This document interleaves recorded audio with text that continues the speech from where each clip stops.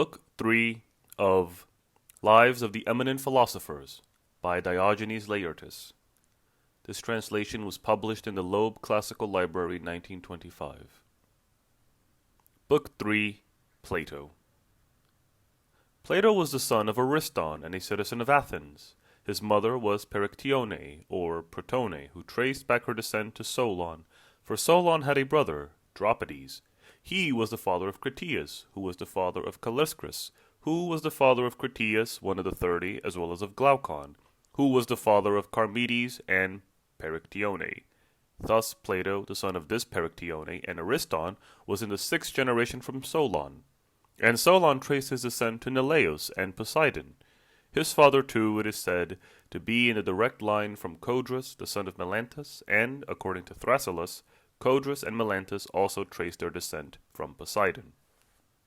Speusippus, in the work entitled Plato's Funeral Feast, Clearchus in his Encomium on Plato, and Anaximenes in his second book on Philosophers, tell us that there was a story at Athens that Ariston made violent love to Perictione, then in her bloom, and failed to win her, and that, when he ceased to offer violence, Apollo appeared to him in a dream, whereupon he left her unmolested until her child was born.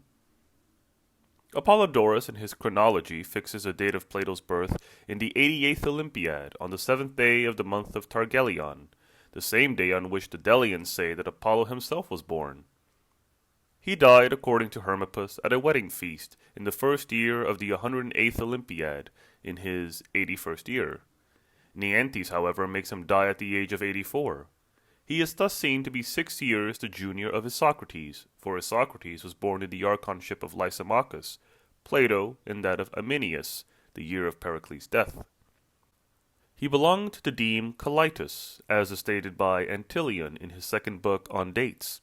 He was born, according to some, in Aegina, in the house of Phidiades, the son of Thales, as Favorinus states in his miscellaneous history.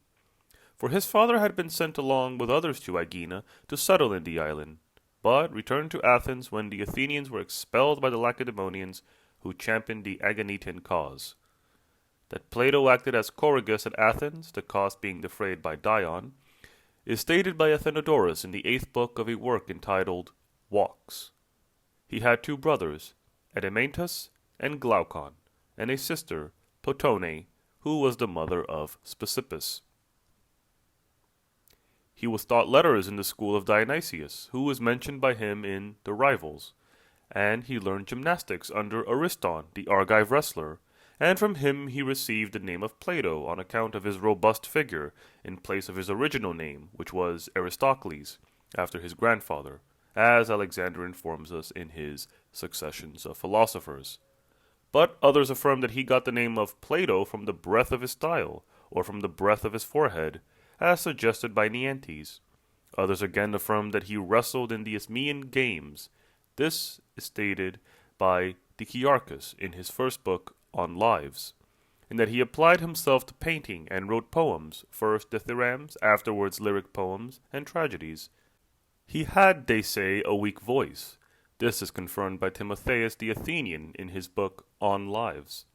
It is stated that Socrates in a dream saw a cygnet on his knees, which all at once put forth plumage and flew away after uttering a loud sweet note.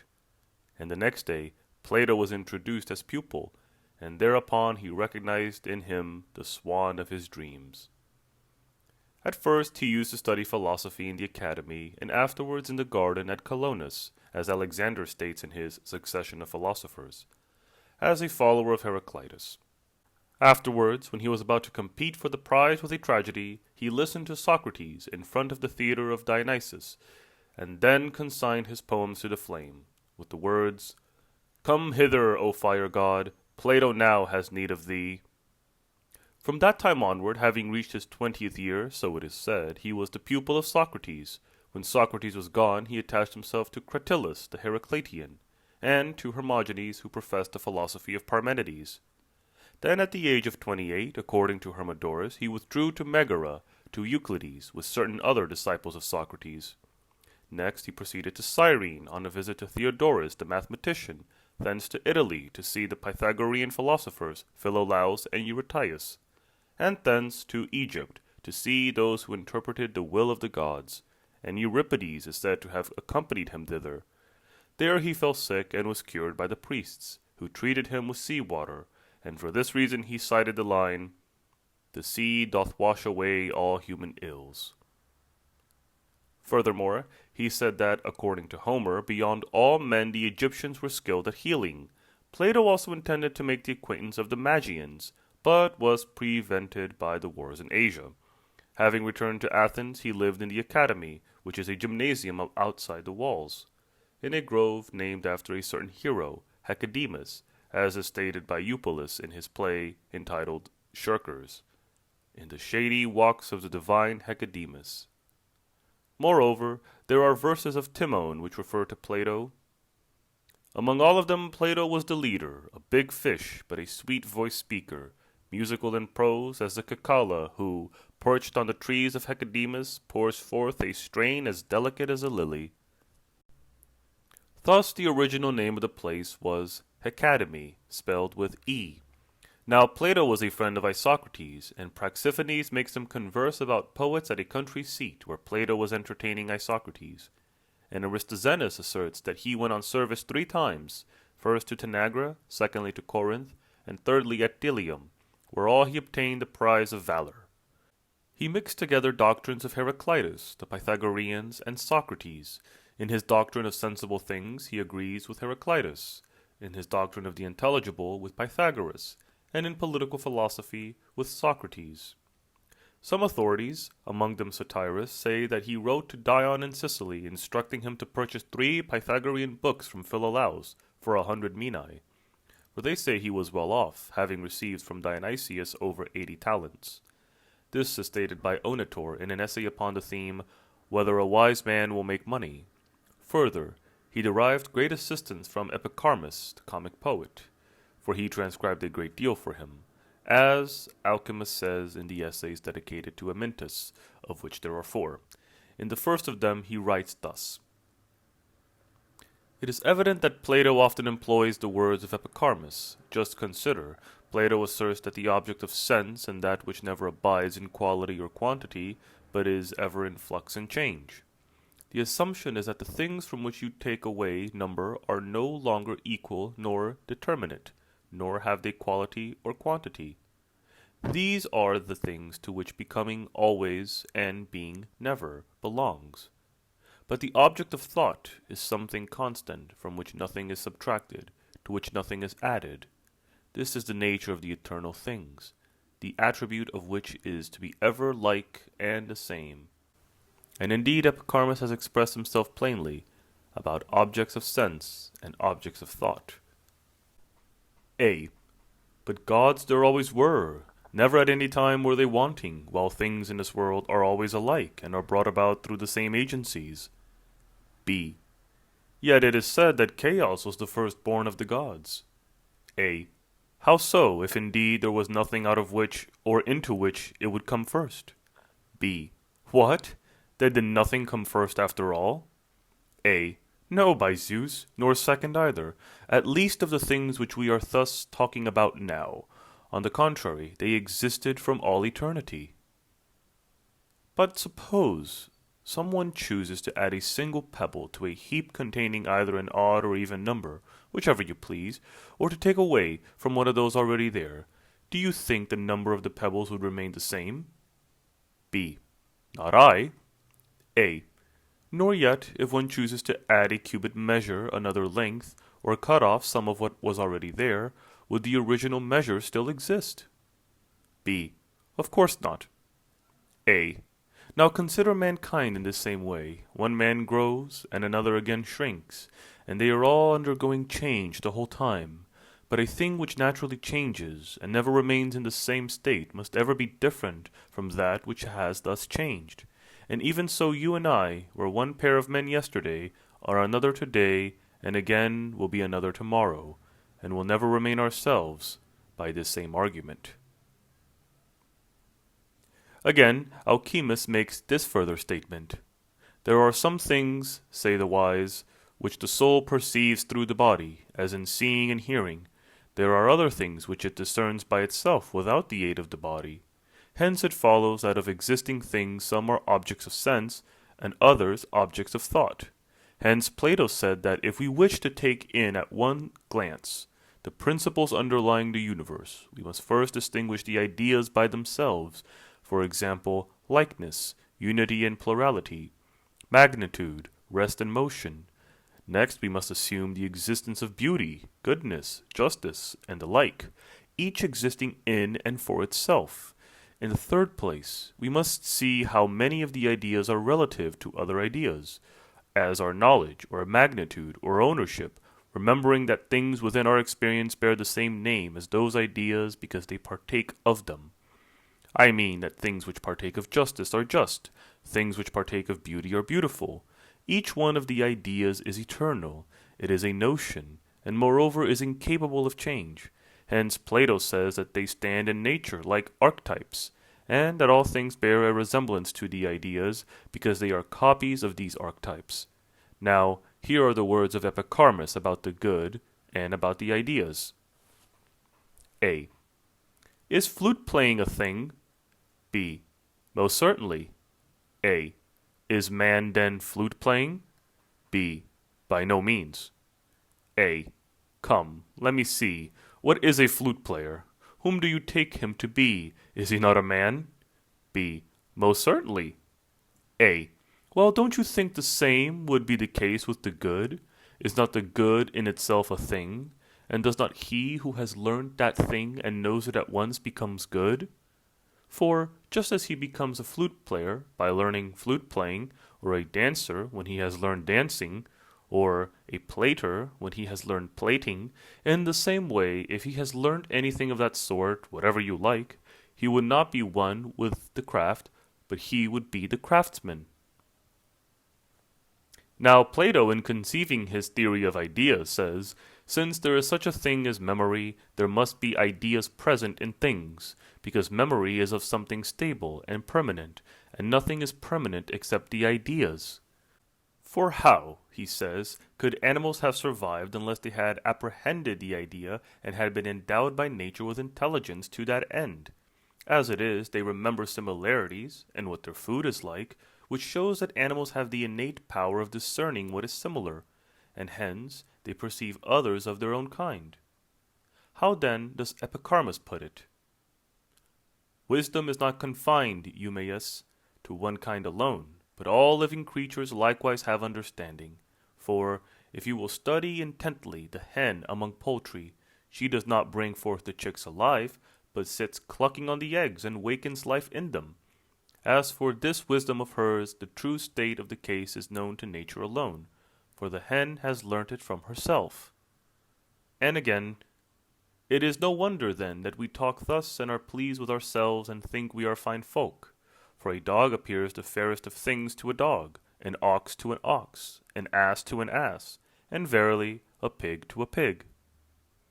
These and like instances Alchemus notes through 4 books, pointing out the assistance derived by Plato from Epicharmus.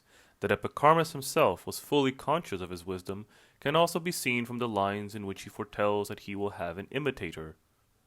And as I think, for when I think anything I know it full well, that my words will come day be remembered. Someone will take them and free them from the metre in which they are now set, nay, will give them instead a purple robe, embroidering it with fine phrases and being invincible. He will make every one else an easy prey. Plato, it seems, was the first to bring to Athens the mimes of Sophron, which had been neglected, and to draw characters in the style of that writer. A copy of the mimes, they say, was actually found under his pillow. He made 3 voyages to Sicily, the first time to see the island and the craters of Etna. On this occasion Dionysius, the son of Hermocrates, being on the throne, forced him to become intimate with him. But when Plato held forth on tyranny, and maintained that the interest of the ruler alone was not the best end, unless he were also preeminent in virtue, he offended Dionysius, who in his anger exclaimed, "You talk like an old dotard." "And you like a tyrant," rejoined Plato. At this the tyrant grew furious, and at first was bent on putting him to death. Then, when he had been dissuaded from this by Dion and Aristomenes, he did not intend to go so far, but handed him over to Polus, the Lacedaemonian, who had just then arrived on an embassy with orders to sell him into slavery. And Polus took him to Aegina, and there offered him for sale. And then Carmandrus, the son of Carmandrides, indicted him on a capital charge, according to the law in force among the Aegetians, to the effect that the first Athenian who set foot upon the island should be put to death without a trial. This law had been passed by the prosecutor himself, according to Favorinus in his Miscellaneous History. But when someone urged, though in jest, that the offender was a philosopher, the court acquitted him. There is another version to the effect that he was brought before the assembly, and being kept under close scrutiny, he maintained an absolute silence and awaited the issue with confidence. The assembly decided not to put him to death, but to sell him just as if he were a prisoner of war. Aniceris the Cyrenaic happened to be present, and ransomed him for 20 minae. According to others, the sum was 30 minae, and dispatched him to Athens to his friends, who immediately remitted the money.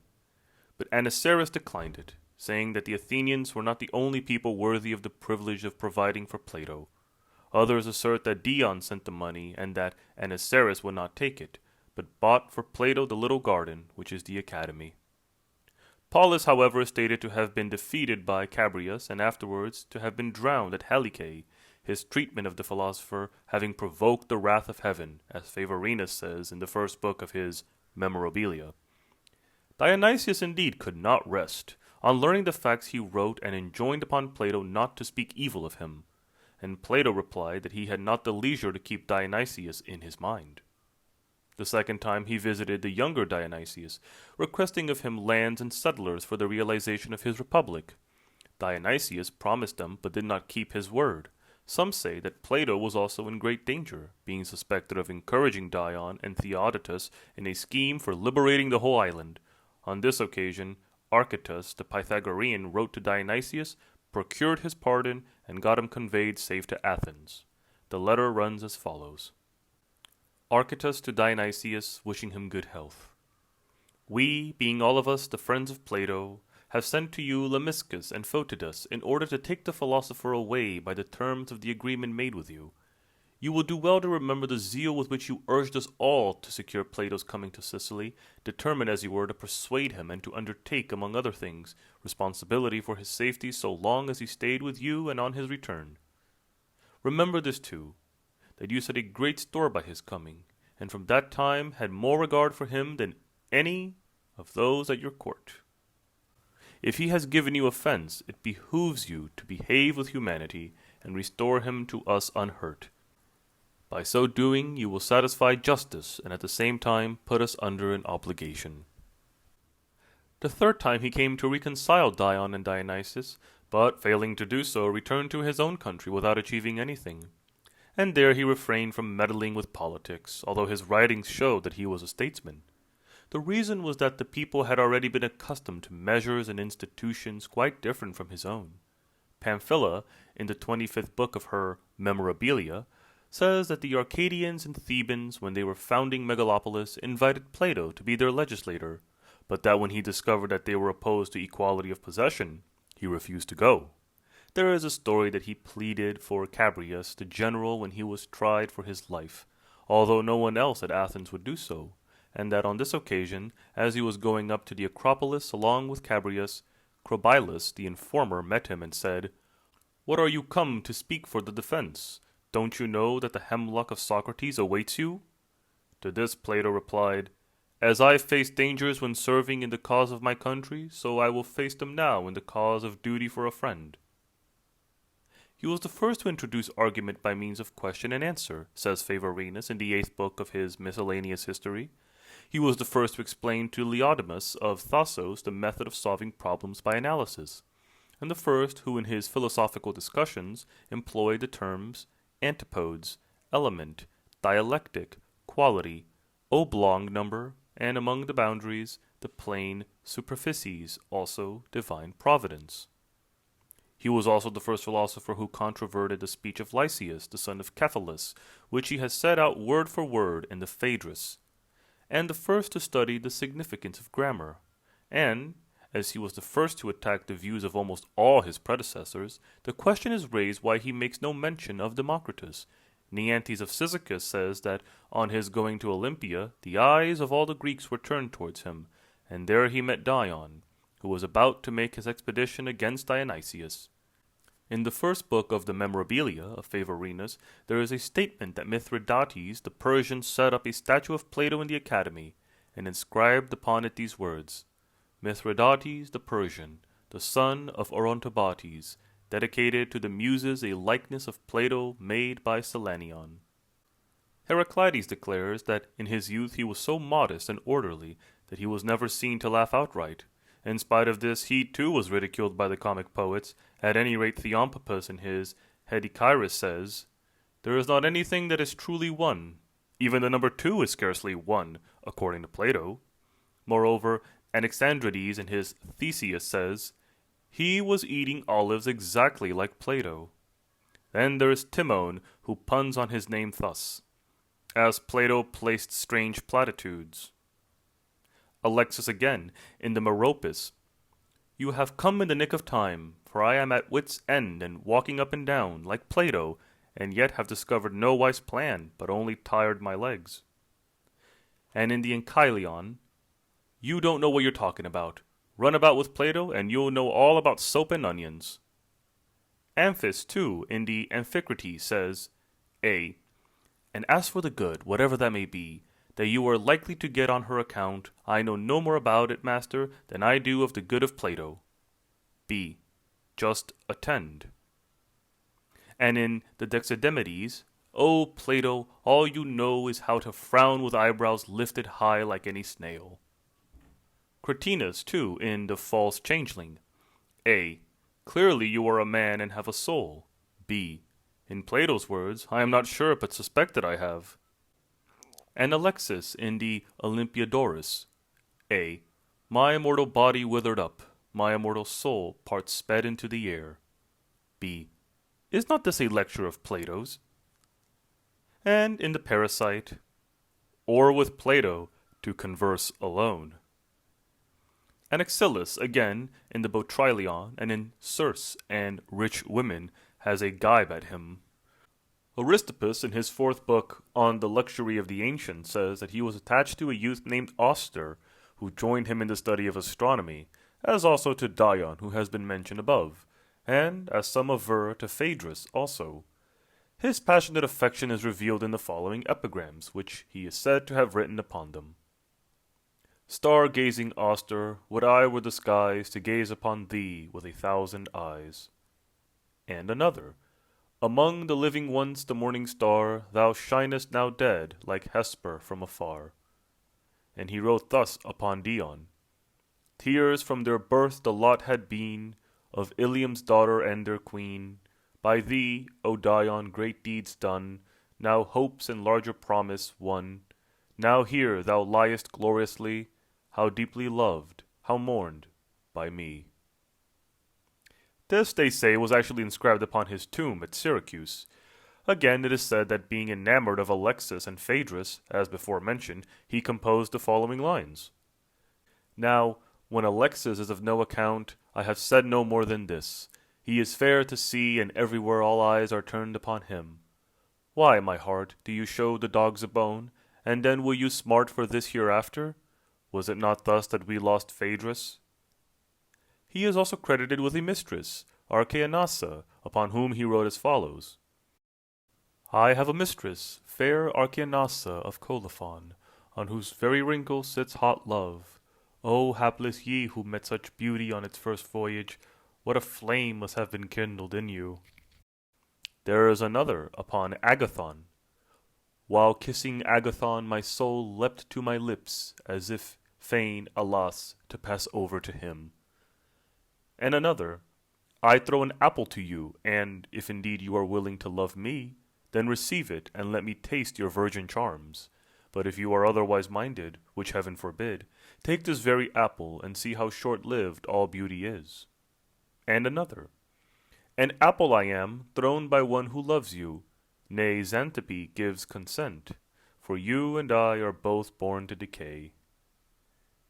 It is also said that the epigram on the Eretrians who were swept out of the country was written by him: "We are Eretrians by race, from Euboea, and lie near Susa, how far, alas, from our native land."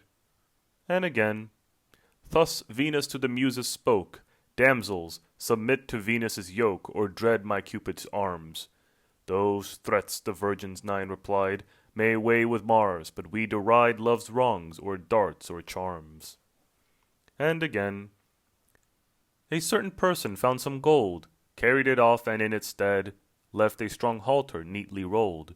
The owner found his treasure fled, and daunted by his fortune's wreck, fitted a halter to his neck. Further, Molon, being his enemy, said, It is not wonderful that Dionysius should be in Corinth, but rather that Plato should be in Sicily. And it seems that Xenophon was not on good terms with him. At any rate, they have written similar narratives as if out of rivalry with each other, a symposium, a defense of Socrates, and their moral treatises, or memorabilia. Next, the one wrote a republic, the other a cyropedia, and in the Laws, Plato declares the story of the education of Cyrus to be a fiction, for that Cyrus did not answer to the description of him. And although both make mention of Socrates, neither of them refers to the other, except that Xenophon Plato mentions in the 3rd book of his memorabilia. It is said also that Antisthenes, being about to read publicly something that he had composed, invited Plato to be present, and on his inquiring what he was about to read, Antisthenes replied that it was something about the impossibility of contradiction. How then, said Plato, can you write on this subject, thus showing him that the argument refutes itself? Thereupon he wrote a dialogue against Plato and entitled it Sathon. After this they continued to be estranged from each other. They say that, on hearing Plato read the Lysis, Socrates exclaimed, By Heracles, what a number of lies this young man is telling about me! For he has included in the dialogue much that Socrates never said. Plato was also on bad terms with Aristippus, at least in the dialogue of the Soul. He disparages him by saying that he was not present at the death of Socrates, though he was no farther off than Aegina. Again, they say that he showed a certain jealousy of Aeschines, because his reputation with Dionysius, and that, when he arrived at the court, he was despised by Plato because of his poverty, but supported by Aristippus. And Idomeneus asserts that the arguments used by Crito, when in the prison he urges Socrates to escape, are really due to Aeschines, and that Plato transferred them to Crito because of his enmity to Aeschines. Nowhere in his writings does Plato mention himself by name, except in the dialogue on the Soul and the Apology. Aristotle remarks that the style of the dialogues is halfway between poetry and prose, and according to Favorinus, when Plato read the dialogue on the Soul, Aristotle alone stayed to the end. The rest of the audience got up and went away. Some say that Philippus of Opus copied out the laws, which were left upon waxen tablets, and it is said that he was the author of the Epinomis. Eutropion and Paneteus relate that the beginning of the Republic was found several times revised and rewritten, and the Republic itself, Aristoxenus declares, to have been nearly all of it included in the controversies of Protagoras. There is a story that the Phaedrus was his first dialogue, for the subject has about it something of the freshness of youth. Dicaearchus, however, censures its whole style as vulgar. A story is told that Plato once saw someone playing at dice and rebuked him, and upon his protesting that he played for a trifle only, "But the habit," rejoined Plato, "is not a trifle." Being asked whether there would be any memoirs of him as of his predecessors, he replied, "A man must first make a name, and he will have no lack of memoirs." One day, when Xenocrates had come in, Plato asked him to chastise a slave, since he was unable to do it himself because he was in a passion. Further, it is alleged that he said to one of his slaves, "I would have given you a flogging had I not been in a passion." Being mounted on horseback, he quickly got down again, declaring that he was afraid he would be infected with horse pride. He advised those who got drunk to view themselves in the mirror, for they would then abandon the habit which so disfigured them. To drink to excess was nowhere becoming, he used to say, save at the feasts of the gods, who was the giver of wine. He also disapproved of oversleeping. At any rate, in the laws, he declares that no one, when asleep, is good for anything. He also said that the truth is the pleasantest of sounds. Another version of this saying is that the pleasantest of all things is to speak the truth. Again, of truth he speaks thus in the laws. "Truth, O stranger, is a fair and durable thing, but it is a thing of which it is hard to persuade men." His wish always was to leave a memorial of himself behind, either in the hearts of his friends or in his books. He was himself fond of seclusion, according to some authorities. His death, the circumstances of which had already been related, took place in the 13th year of the reign of King Philip, as stated by Favorinus in the third book of his Memorabilia. And according to Theopompus, honors were paid to him at his death by Philip, but Myronianus, in his Parallels, says that Philo mentioned some proverbs that were in circulation about Plato's lice, implying that this was the mode of his death. He was buried in the Academy, where he spent the greatest part of his life in philosophical study, and hence the school which he founded was called the Academic School, and all the students there joined in the funeral procession. The terms of his will were as follows. These things have been left and devised by Plato. The estate in Iphistiadae, bounded on the north by the road from the temple of Cephissia, on the south by the temple of Heracles in Iphistiadae, on the east by the property of Archistratus of Priarai, on the west by that of Philippus of Collidae. This it shall be unlawful for anyone to sell or alienate, but it shall be the property of the boy Adamantus to all intents and purposes. The estate in Erisidae, which I bought of Callimachus, bounded on the north by the property of Eurymedon of Myrinus, on the south by the property of Demostratus of Xipathi, on the east by that of Eurymedon of Marinus, and on the west by Cephisus, 3 minae of silver, a silver vessel weighing 165 drachmas, a cup weighing 45 drachmas, a gold signet ring, and an earring together weighing 4 drachmas and 3 obols. Euclides, the lapidary, owes me 3 minae. I enfranchise Artemis. I leave 4 household servants, Tychon, Pictus, Apollonides, and Dionysius. Household furniture as set down in the inventory, of which Demetrius has the duplicate. I owe no one anything. My executors are Leosthenes, Speusippus, Demetrius, Hegius, Eurymedon, Callimachus, and Thrasybus. Such were the terms of his will. The following epitaphs were inscribed upon his tomb.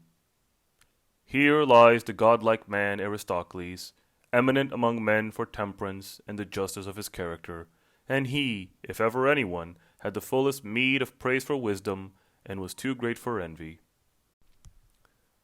Next, earth in her bosom here hides Plato's body, but his soul hath its immortal station with the blessed. Ariston's son, whom every good man, even if he dwell afar off, honors because he discerned the divine life. And a third of later date. A. Eagle, why fly you over this tomb? Say, is your gaze fixed upon the starry house of one of the immortals? B. I am the image of the soul of Plato, which has soared to Olympus, while his earth-born body rests in Attic soil. There is also an epitaph of my own, which runs thus. If Phobos did not cause Plato to be born in Greece, how came it that he healed the minds of men by letters? As the god's son Asclepius is a healer of the body, so is Plato of the immortal soul. And another on the manner of his death. Phobos gave to mortals Asclepius and Plato, the one to save their souls, the other to save their bodies. From a wedding banquet he has passed to that city which he had founded for himself and planted in the sky. Such then are his epitaphs. His disciples were Speusippus of Athens, Xenocrates of Chalcedon, Aristotle of Stagira, Philippus of Opus, Hestius of Perinthus, Dion of Syracuse, Amyclus of Heraclea, Erastus and Charistus of Skepsis, Timolaus of Cyzicus, Eocon of Lampsacus, Python and Heraclides of Ainus, Hippothales and Callippus of Athens, Demetrius of Amphipolis, Heraclides of Pontus, and many others, among them 2 women, Lastinea of Mantinea and Axiotea of Phlius, who is reported by Dicaearchus to have worn men's clothes. Some say that Theophrastus too attended his lectures. Chameleon adds Hyperides the orator and Lycurgus, and this Polemo agrees. Sabinus makes Demosthenes his pupil, quoting in the 4th book of his Materials for Criticism Amnesistratus of Thasos as his authority, and it is not improbable. Now, As you are an enthusiastic Platonist, and rightly so, and as you eagerly seek out that philosopher's doctrines in preference to all others, I have thought it necessary to give some account of the true nature of his discourses, the arrangement of the dialogues, and the method of his inductive procedure, as far as possible in an elementary manner and in main outline, in order that the facts I have collected respecting his life may not suffer by the omission of his doctrines. For, in the words of the proverb, it will be taking owls to Athens, were I to give you of all people the full particulars. They say that Zeno the Eleatic was the first to write dialogues, but according to Favorinus in his Memorabilia, Aristotle in the first book of his dialogue on poets asserts that it was Alexamenus of Styra or Teus. In my opinion, Plato, who brought this form of writing to perfection, ought to be adjudged the prize for its invention as well as for its embellishment. A dialogue is a discourse consisting of question and answer on some philosophical or political subject, with due regard to the characters of the person introduced and the choice of diction. Dialectic is the art of discourse by which we either refute or establish some proposition by means of question and answer on the part of the interlocutors. Of the Platonic dialogues there are two most general types, the one adapted for instruction and the other for inquiry, and the former is further divided into two types, the theoretical and the practical. And of these the theoretical is divided into the physical and the logical, and the practical into the ethical and political. The dialogue of inquiry has also two main divisions, the one of which aims at training the mind, and the other at victory in controversy.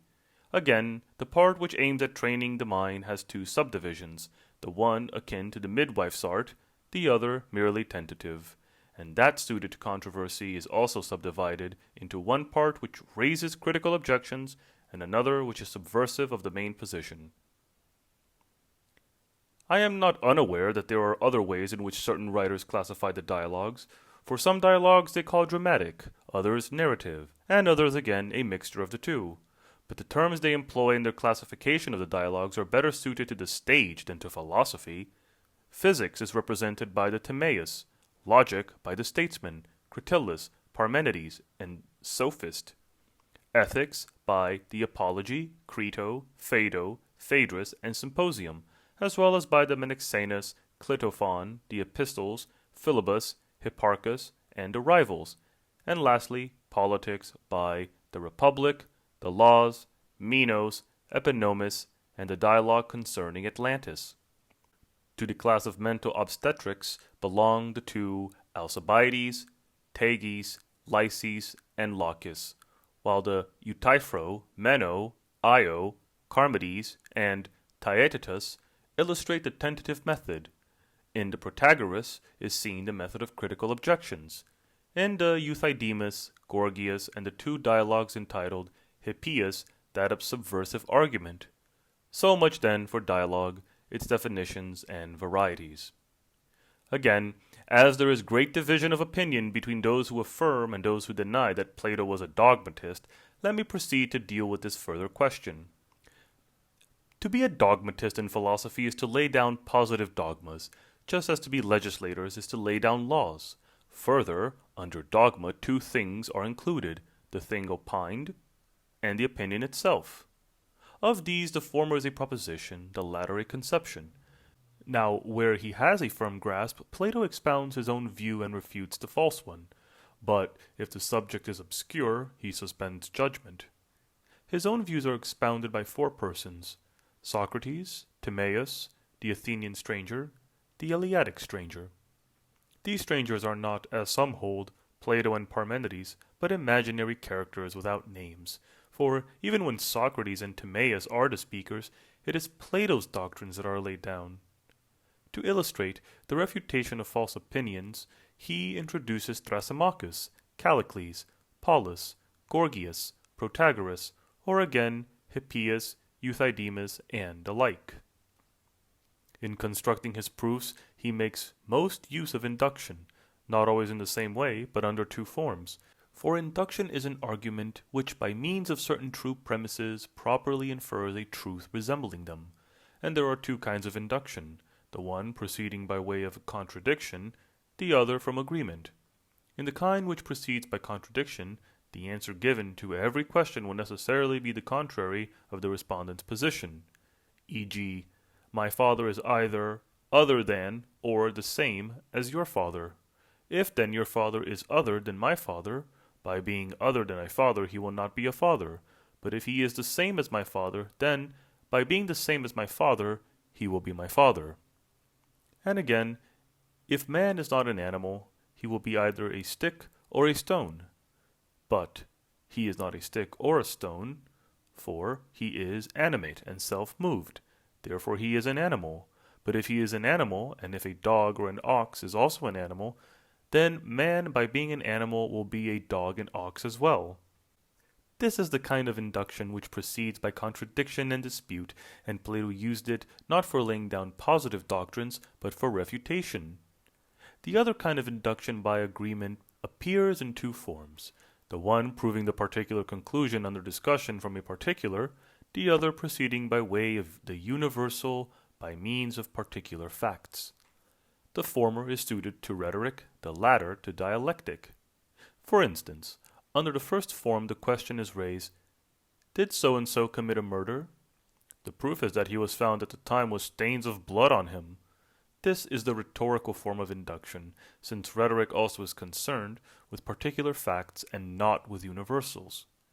It does not inquire about justice in the abstract, but about particular cases of justice. The other kind, where the general proposition is first established by means of particular facts, is the induction of dialectic. For instance, the question put is whether the soul is immortal, and whether the living come back from the dead.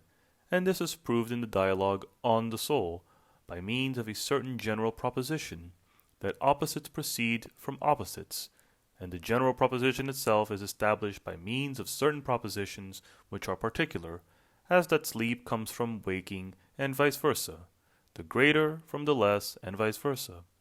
This is the form which he used to establish his own views. But, just as long ago in tragedy the chorus was the only actor, and afterwards, in order to give the chorus breathing space, Thespis devised a single actor, Aeschylus a second, Sophocles a third, and thus tragedy was completed, so too with philosophy. In early times it discoursed on one subject only, namely physics. Then Socrates added the second subject, ethics, and Plato the third, dialectics, and so brought philosophy to perfection. Thrasyllus says that he published the dialogues in tetralogies, like those of the tragic poets. Thus they contend with 4 plays at the Dionysia, the Lenaea, the Panathenaea, and the Festival of Kytri. Of the 4 plays, the last was a satiric drama, and the 4 together were called a tetralogy. Now, says Thrasyllus, the genuine dialogues are 56 in all, if the Republic be divided into 10 and the Laws into 12. Favorinus, however, in the second book of his Miscellaneous History, declares that nearly the whole of the Republic is to be found in a work of Protagoras entitled Controversies. This gives 9 tetralogies, if the Republic takes the place of one single work and the laws of another. His first tetralogy has a common plan underlying it, for he wishes to describe what the life of the philosopher will be. To each of the works Thrasyllus affixes a double title, the one taken from the name of the interlocutor, the other from the subject. This tetralogy, then, which is the first, begins with the Euthyphro, or On Holiness, a tentative dialogue. The Apology of Socrates, an ethical dialogue, comes second. The third is Credo, or On What is to be Done. Ethical, the fourth, Phaedo, or On the Soul, also ethical.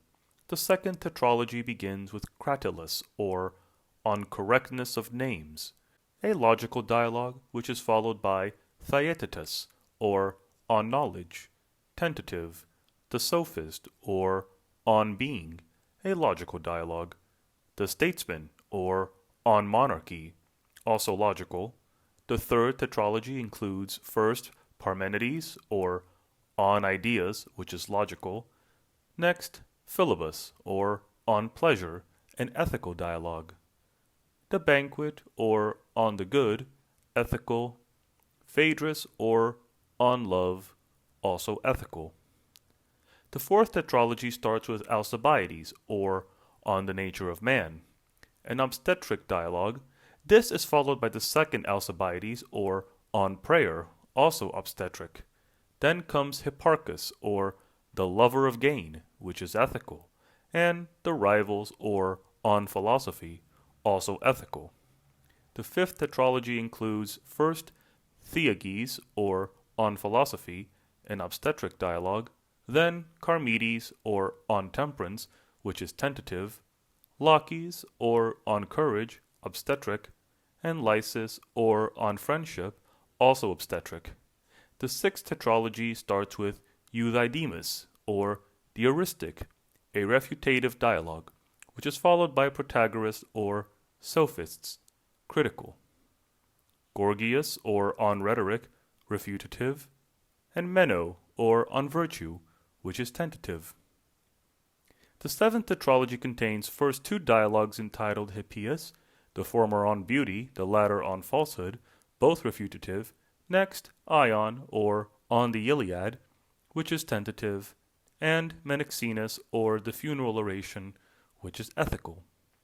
The eighth tetralogy starts with Clitophon, or introduction, which is ethical, and is followed by the Republic, or on justice, political, Timaeus, or on nature, a physical treatise, and Critias, or story of Atlantis, which is ethical.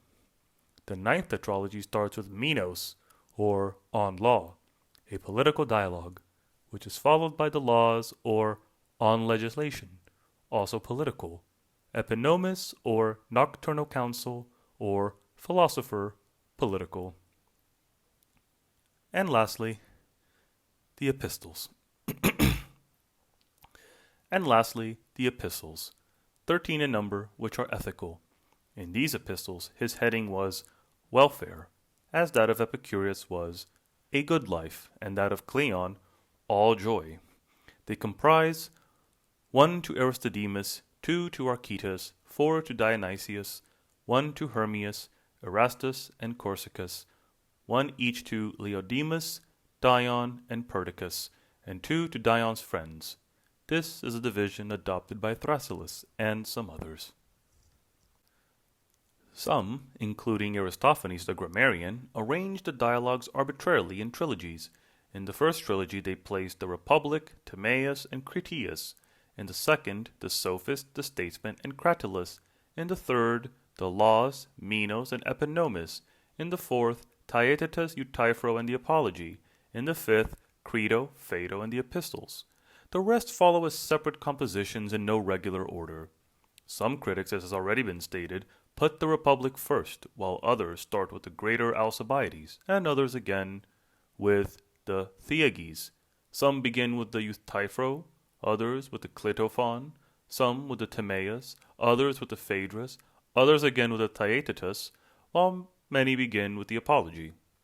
The following dialogues are acknowledged to be spurious: the Maidon, or horse breeder, the Eryxias, or Erasistratus, the Alcyon, the Acephalli, or Sisyphus, the Axiochus, the Phaeacians, the Demodocus, the Calydon, the Seventh Day, the Epimenides. Of these, the Alcyon is thought to be the work of a certain Leon, according to Favorinus, in the 5 body of his Memorabilia.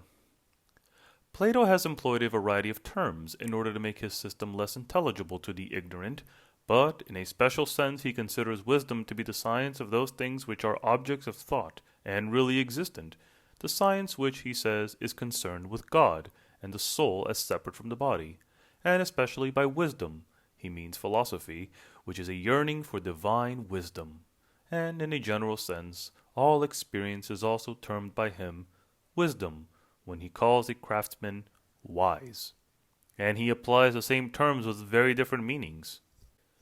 For instance, the word phavlios, slight, plain, is employed by him in the sense of aplios, simple, honest, just as it is applied to Heracles in the Lycemnius of Euripides in the following passage.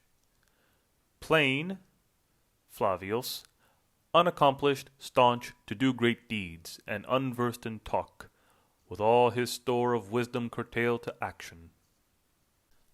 But sometimes Plato uses this word to mean what is bad, and at other times for what is small or petty. Again, he often uses different terms to express the same thing. For instance, he called the idea form, genus, archetype, principle, and cause. He also uses contrary expressions for the same thing. Thus he calls a sensible thing both existent and non-existent, existent inasmuch as it comes into being, non-existent because it is continually changing. And he says the idea is neither in motion nor at rest, that it is uniformly the same and yet both one and many, and it is his habit to do this in many more instances. The right interpretation of his dialogues include three things. First, the meaning of every statement must be explained. Next, its purpose, whether it is made for a primary reason or by way of illustration, and whether to establish his own doctrines or to refute his interlocutor. In the third place, it remains to examine its truth. And since certain critical marks are affixed to his works, let us now say a word about these. The cross, X, is taken to indicate peculiar expressions and figures of speech, and generally any idiom of Platonic usage. The dipple calls attention to doctrines and opinions characteristic of Plato. The dotted cross denotes selected passages and beauties of style. The dotted dipple, editor's corrections of the text. The dotted obelus, passages suspected without reason. The dotted antisigma, repetitions and proposals for transpositions. The caranium, the philosophical school. The asterisk, an agreement of doctrine. The obelus, a spurious passage. So much for the critical marks and his writings in general. As Antigonus of Carystus says in his Life of Zeno, when the writings were first edited with critical marks, their possessors charged a certain fee to anyone who wished to consult them. The doctrines he approved are these. He held that the soul is immortal, that by transmigration it puts on many bodies, and that it has a numerical first principle, whereas the first principle of the body is geometrical. And he defines soul as the idea of vital breath diffused in all directions. He held that it is self-moved and tripartite, the rational part of it having its seat in the head, the passionate part about the heart, while the appetitive is placed in the region of the navel and the liver. And from the center outwards it encloses the body on all sides in a circle, and is compounded of elements, and being divided at harmonic intervals, it forms two circles which touch one another twice. And the interior circle, being slit 6 times over, makes 7 circles in all. And this interior circle moves by way of the side to the right. Hence also the one is supreme, being a single circle, for the other interior circle was divided. The former is the circle of the same, the latter that of the other, whereby he means that the motion of the soul is the motion of the universe together with the revolutions of the planets. And the division from the center to the circumference, which is adjusted in harmony with the soul being thus determined, the soul knows that which is, and adjusts it proportionately because she has the elements proportionally disposed in herself. And when the circle of the other revolves aright, the result is opinion, but from the regular motion of the circle of the same comes knowledge. He set forth 2 universal principles, God and matter, and he calls God mind and cause. He held that matter is devoid of form and unlimited, and that composite things arise out of it, and that it was once in disorderly motion, but, inasmuch as God preferred order to disorder, was by him brought together in one place. This substance, he says, is converted into the 4 elements, fire, water, air, earth, of which the world itself and all that therein is are formed. Earth alone of these elements is not subject to change, the assumed cause being the peculiarity of its constituent triangles. For he thinks that in all the other elements the figures employed are homogeneous, the scalene triangle out of which they are all put together being one and the same, whereas for earth a triangle of peculiar shape is employed. The element of fire is a pyramid, of air an octahedron, of water an icosahedron, of earth a cube. Hence earth is not transmuted into the other 3 elements, nor these 3 into earth. But the elements are not separated each into its own region of the universe, because the revolution unites their minute particles, compressing and forcing them together into the center, at the same time as it separates the larger masses. Hence, as they change their shapes, so also do they change the regions which they occupy. and there is one created universe, seeing that it is perceptible to sense, which has been made by God, and it is animate, because that which is animate is better than that which is inanimate, and this piece of workmanship is assumed to come from a cause supremely good.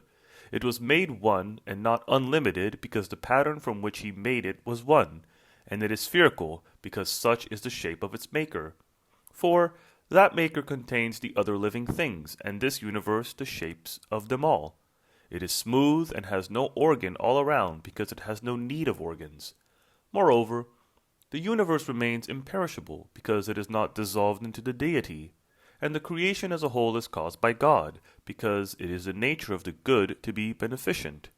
And the creation of the universe has the highest good for its cause, for the most beautiful of created things is due to the best of intelligible causes, so that, as God is of this nature, and the universe resembles the best in its perfect beauty, it will not be in the likeness of anything created, but only of God.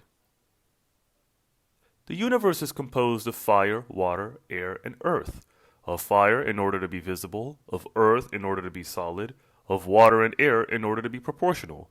For the powers represented by solids are connected by two mean proportionals in a way to secure the complete unity of the whole. And the universe was made of all the elements in order to be complete and indestructible. Time was created as an image of eternity, and while the latter remains forever at rest, time consists in the motion of the universe, for night and day and month and the like are all parts of time, for which reason, apart from the nature of the universe, time has no existence. But as soon as the universe is fashioned, time exists. And the sun and moon and planets were created as means to the creation of time. And God kindled the light of the sun in order that the number of the seasons might be definite, and in order that animals might possess number. The moon is in the circle immediately above the earth, and the sun in that which is next above that, and the circles above come the planets. Further, the universe is an animate being, for it is bound fast in animate movement. And in order that the universe which has been created in the likeness of the intelligible living creature might be rendered complete, the nature of all other animals was created. Since then its pattern possesses them, the universe also ought to have them, and thus it contains gods for the most part of a fiery nature. Of the rest there are three kinds, winged, aquatic, and terrestrial. And of all the gods in heaven the earth is the oldest, and it was fashioned to make night and day, and being at the center, it moves round the center. And since there are two causes, it must be affirmed, he says, that some things are due to reason, and others have a necessary cause, the latter being air, fire, earth, and water, which are not exactly elements, but rather recipients of form. They are composed of triangles, and are resolved into triangles. The scalene triangle and the isosceles triangle are their constituent elements. The principles, then, and causes assumed are the two above mentioned, of which God and matter are the exemplar. Matter is of necessity formless, like the other recipients of form.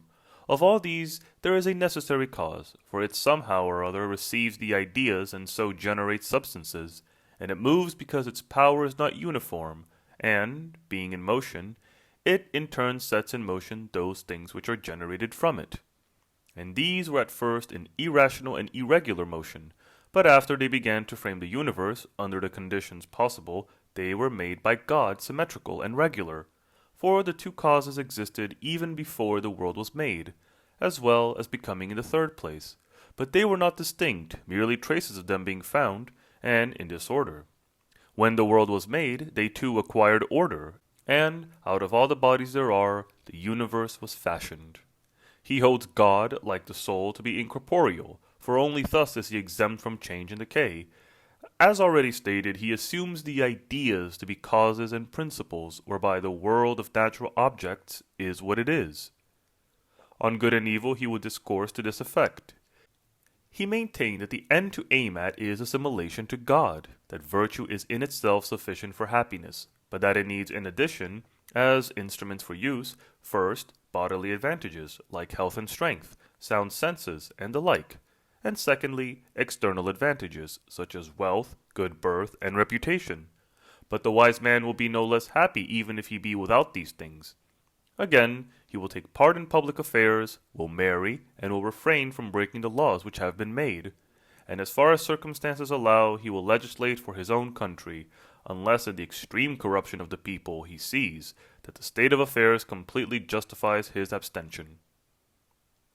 He thinks that the gods take note of human life, and that there are superhuman beings. He was the first to define the notion of good as that which is bound up with whatever is praiseworthy and rational and useful and proper and becoming.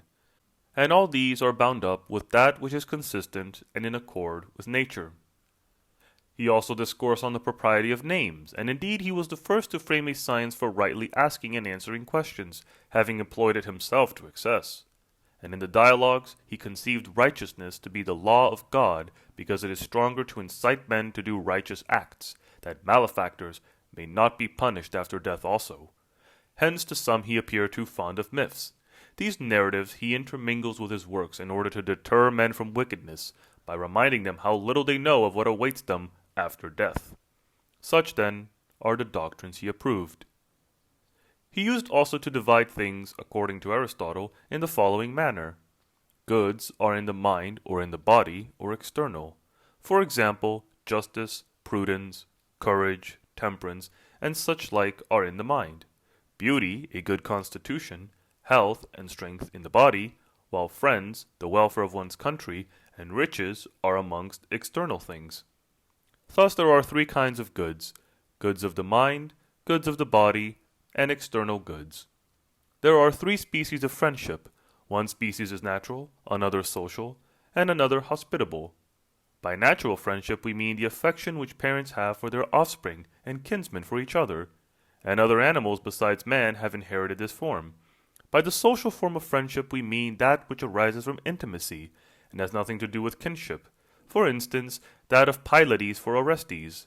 The friendship of hospitality is that which is extended to strangers owing to an introduction or letters of recommendation. Thus friendship is either natural or social or hospitable. Some add a fourth species, that of love. There are 5 forms of civil government. One form is democratic, another aristocratic, a third oligarchic, a fourth monarchic, a fifth that of a tyrant. The democratic form is that in which the people have control and chooses at its own pleasure both magistrates and laws. The aristocratic form is that in which the rulers are neither the rich nor the poor nor the nobles, but the state is under the guidance of the best.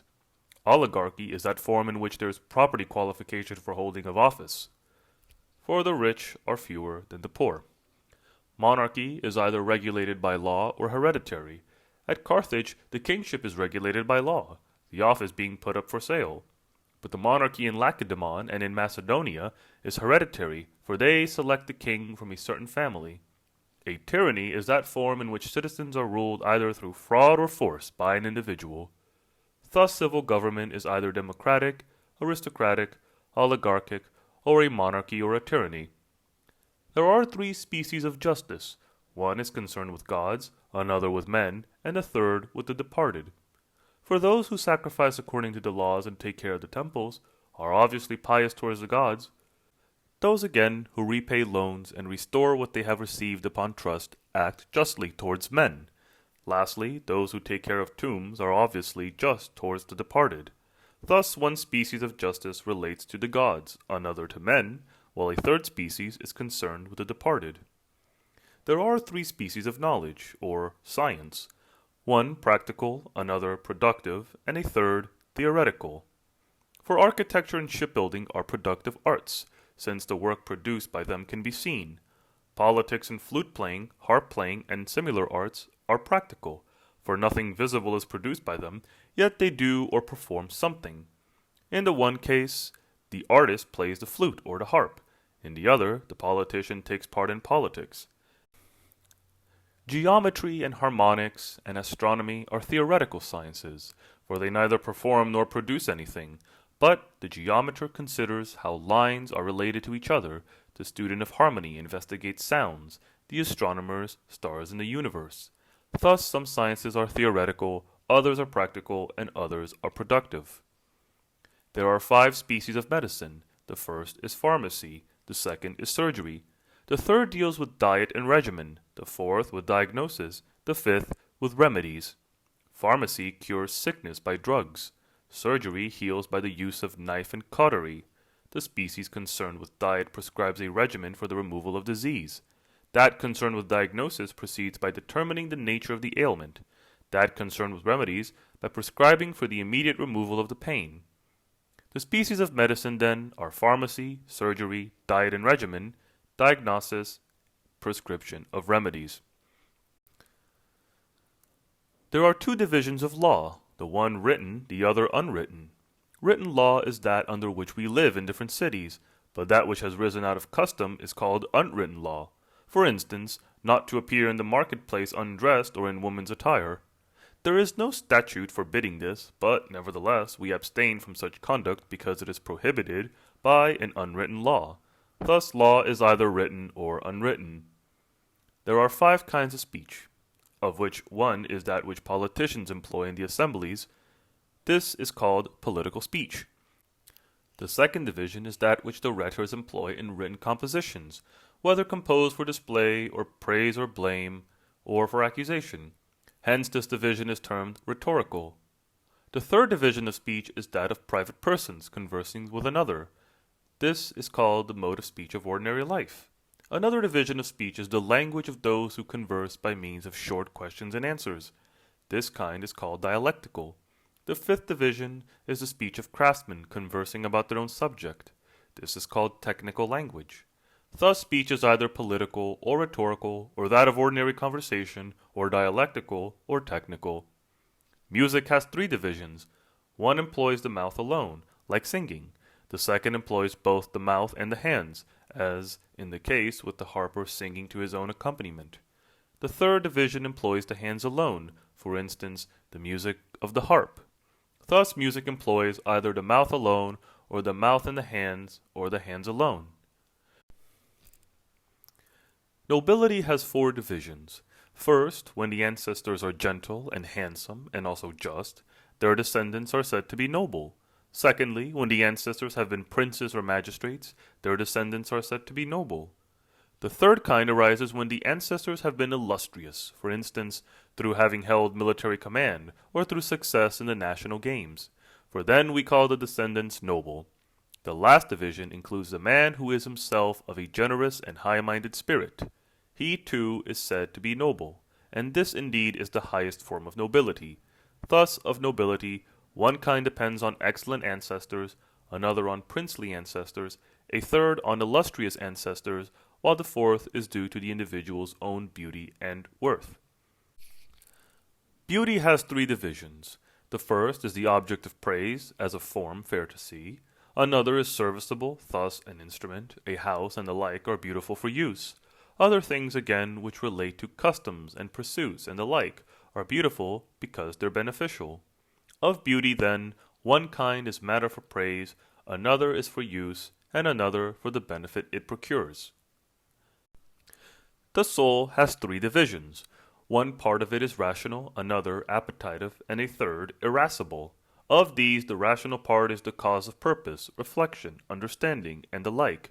The appetitive part of the soul is the cause of desire of everything, sexual indulgence, and the like, while the irascible part is the cause of courage, of pleasure and pain, and of anger.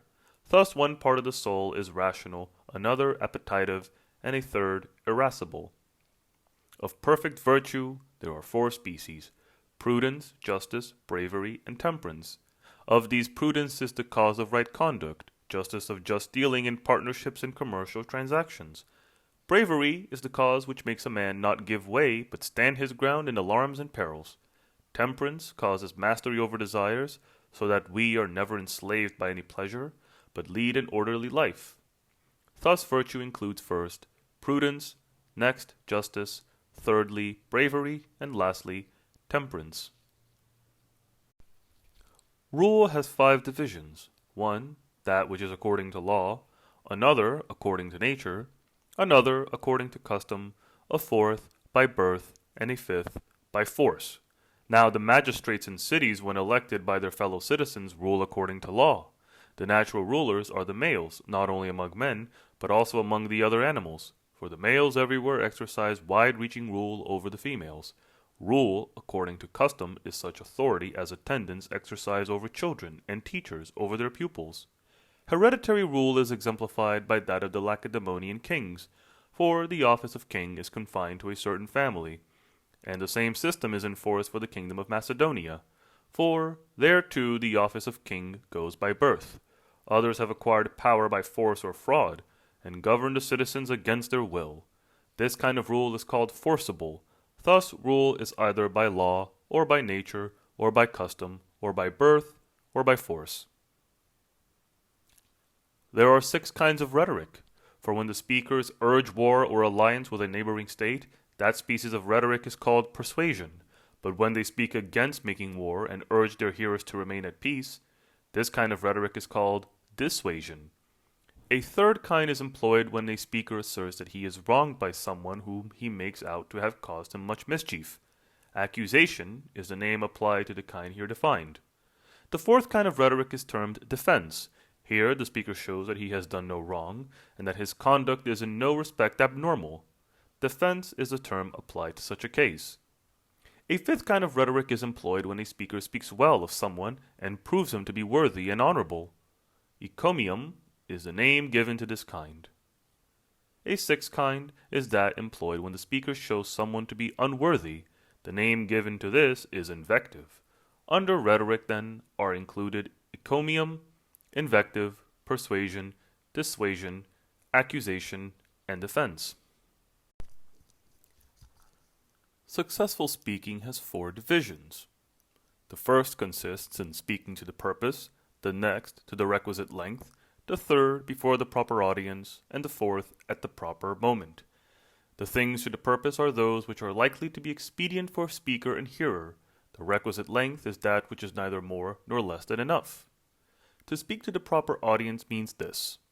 In addressing persons older than yourself, the discourse must be made suitable to the audience as being elderly men, whereas in addressing juniors, the discourse must be suitable to young men. The proper time of speaking is neither too soon nor too late, otherwise you will miss the mark and not speak with success.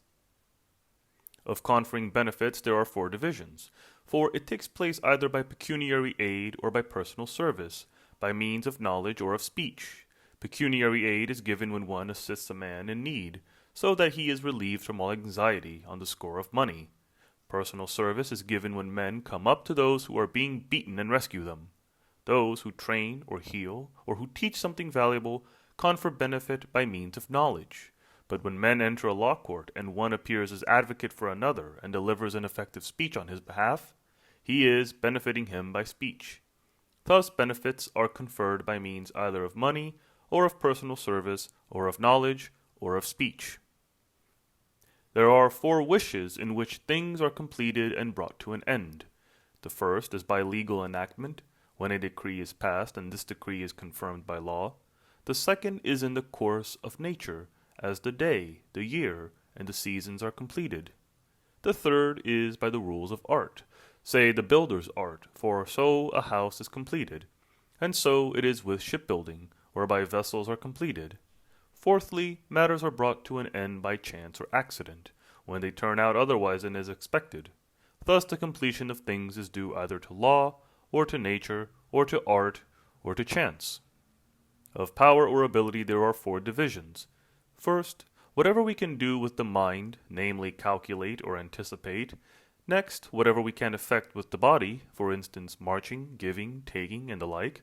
Thirdly, whatever we can do by a multitude of soldiers or a plentiful supply of money. Hence, a king is said to have great power. The 4th division of power or influence is doing, or being done by, well or ill. Thus we can become ill or be educated, be returned to health, and the like. Power, then, is either in the mind, or the body, or in armies and resources, or in acting and being acted upon. Philanthropy is of 3 kinds. One is by way of salutations, as when certain people address everyone they meet, and stretching out their hand, give him a hearty greeting. Another mode is seen when one is given to assisting everyone in distress. Another mode of philanthropy is that which makes certain people fond of giving dinners. Thus philanthropy is shown either by courteous address, or by conferring benefit, or by hospitality and the promotion of social intercourse. Welfare or happiness includes 5 parts. One part of it is good counsel, a second, soundness of the senses and bodily health, a third, success in one's undertakings, a fourth, a reputation with one's fellow men, a fifth, ample means and money, and whatever else subserves the end of life. Now, deliberating well is a result of education and of having experience of many things. Soundness of the senses depends upon the bodily organs. I mean, if one sees with his eyes, hears with his ears, and perceives with his nostrils and his mouth the appropriate objects, then such a condition is soundness of the senses. Success is attained when a man does what he aims at in the right way, as becomes a good man. A man has a good reputation when he is well spoken of. A man has ample means when he is so equipped for the needs of life that he can afford to benefit his friends and discharge his public services with lavish display. If a man has all these things, he is completely happy. Thus, of welfare or happiness, one part is good counsel, another soundness of sense and bodily health, a third success, a fourth a good reputation, a fifth ample means. There are 3 divisions of the arts and crafts. The first division consists of mining and forestry, which are productive arts. The second includes the smith's and carpenter's arts, which transform material. For the smith makes weapons out of iron, and the carpenter transforms timber into flutes and lyres. The third division is that which uses what is thus made, as horsemanship employs bridles, the art of war employs weapons, and music, flutes, and the lyre. Thus, of art there are 3 several species, those above mentioned in the first, second, and third place. Good is divided into 4 kinds. One is the possessor of virtue, whom we affirm to be individually good. Another is virtue itself and justice. These we affirm to be good. A third includes such things as food, suitable exercises, and drugs. The fourth kind which we affirm to be good includes the arts of flute playing, acting, and the like. Thus there are 4 kinds of good: the possession of virtue, virtue itself, thirdly, food and beneficial exercises, lastly, flute playing, acting, and the poetic art. Whatever is either evil or good or indifferent. We call that evil which is capable of invariably doing harm, for instance, bad judgment and folly and injustice and the like. The contraries of these things are good, but the things which can sometimes benefit and sometimes harm, such as walking and sitting and eating, or which can neither do any benefit nor harm at all, these are things indifferent, neither good nor evil. Thus all things whatever are either good or evil, or neither good nor evil. Good order in the state falls under 3 heads. First, if the laws are good, we say that there is good government. Secondly, if the citizens obey the established laws, we also call this good government. Thirdly, if without the aid of laws the people manage their affairs well under the guidance of customs and institutions, we call this again good government. Thus 3 forms of good government may exist. 1. When the laws are good. 2. When the existing laws are obeyed. 3. When the people live under salutary customs and institutions. Disorder in a state has 3 forms. The first arises when the laws affecting citizens and strangers are alike bad. The second, when the existing laws are not obeyed. The third, when there is no law at all. Thus the state is badly governed when the laws are bad or not obeyed, or lastly, when there is no law at all. Contraries are divided into 3 species. For instance, we say that goods are contraries to evils, as justice to injustice, wisdom to folly, and the like. Again, evils are contrary to evils. Prodigality is contrary to niggardliness, and to be unjustly tortured is the contrary of being justly tortured, and so with similar evils. Again, heavy is the contrary of light, quick of slow, black of white, and these pairs are contraries, while they are neither good nor evil. Thus of contraries, some are opposed as goods to evils, others as evils to evils, and others as things which are neither good nor evil, are opposed to one another. There are 3 kinds of goods: those which can be exclusively proposed, those which can be shared with others, and those which simply exist. To the first division, namely those which can be exclusively possessed, belong such things as justice and health. To the next belong all those which, though they cannot be exclusively possessed, can be shared with others. Thus, we cannot possess the absolute good, but we can participate in it. The third division includes those goods the existence of which is necessary, though we can neither possess them exclusively nor participate in them. The mere existence of worth and justice is a good, and these things cannot be shared or had in exclusive possession, but simply exist. Of goods, then, some are possessed exclusively, some shared, and others merely subsist. Counsel is divided under three heads. One is taken from past time, one from the future, and the third from the present. That from past time consists of examples, for instance, what the Lacedaemonians suffer through trusting others. Counsel drawn from the present is to show, for instance, that the walls are weak, the men cowards, and the supplies running short. Counsel from the future is, for instance, to urge that we should not wrong the embassies by suspicions, lest the fair fame of Hellas be stained. Thus, counsel is derived from the past, the present, and the future. Vocal sound falls into two divisions, according as it is animate or inanimate. The voice of living things is animate sound. Notes of instruments and noises are inanimate. And of the animate voice, part is articulate, part inarticulate. That of men being articulate speech, that of the animals inarticulate. Thus, vocal sound is either animate or inanimate. Whatever exists is either divisible or indivisible. Of divisible things, some are divisible into similar and others into dissimilar parts. Those things are indivisible, which cannot be divided and are not compounded of elements. For example, the unit, the point, and the musical note. Whereas those which have constituent parts, for instance, syllables, concords in music, animals, water, gold, are divisible. If they are composed of similar parts, so that the whole does not differ from the part except in bulk, as water, gold, and all that is fusible, and the like, then they are termed homogeneous. But whatever is composed of dissimilar parts, as a house and the like, is termed heterogeneous. Thus all things whatever are either divisible or indivisible, and of those which are divisible, some are homogeneous, others heterogeneous in their parts. Of existing things, some are absolute, and some are called relative. Things said to exist absolutely are those which need nothing else to explain them, as man, horse, and all other animals, for none of these gains by explanation. To those which are called relative belong all which stand in need of some explanation, as that which is greater than something, or quicker than something, or more beautiful, and the like. For the greater implies a less, and the quicker is quicker than something. Thus, existing things are either absolute or relative. And in this way, according to Aristotle, Plato used to divide the primary conceptions also. There was also another man named Plato, a philosopher of Rhodes, a pupil of Panetaeus, as is stated by Seleucus the grammarian in his first book, On Philosophy. Another, a peripatetic and pupil of Aristotle, and another who was a pupil of Praxiphanes, and lastly, there was Plato, the poet of the Old Comedy. End of Book 3 of Lives of the Eminent Philosophers by Diogenes Laertius. This translation was published in the Loeb Classical Library, 1925.